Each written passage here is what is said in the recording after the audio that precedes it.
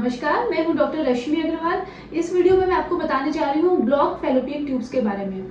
Fallopian tubes क्या होती हैं और जब वो ब्लॉक हो जाती है तो क्या ट्रीटमेंट होता है। तो चलिए शुरू करते हैं।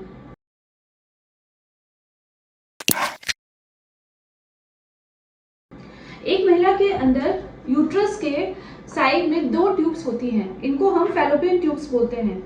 इन ट्यूब्स का काम होता है फर्टिलाइजेशन का, यानी एग्स और स्पर्म्स को मिलाने का।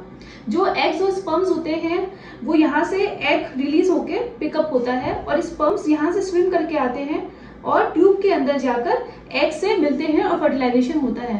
ये जो एम्ब्रियो बनता है फर्टिलाइजेशन के बाद, ये 3 डेज तक ट्यूब में रहता है और इस ट्यूब का काम होता है 3 डेज के बाद इस एम्ब्रियो को यूट्रस तक पहुंचाना।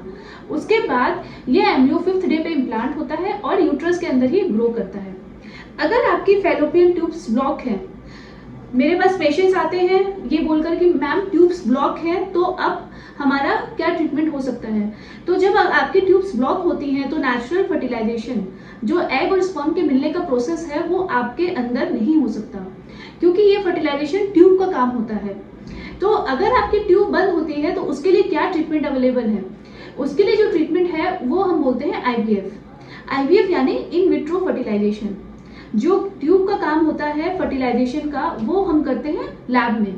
इन विट्रो यानी लैब में फर्टिलाइजेशन होता है। फर्टिलाइजेशन के बाद एम्ब्रियो को 5 डेज तक ग्रो किया जाता है और वो यूट्रस के अंदर डायरेक्ट ट्रांसफर किया जाता है।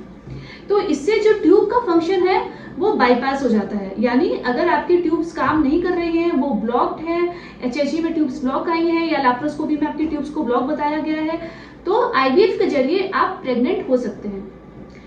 ऐसे में हम आपके बच्चे को डायरेक्ट यूट्रस के अंदर ट्रांसप्लांट करते हैं।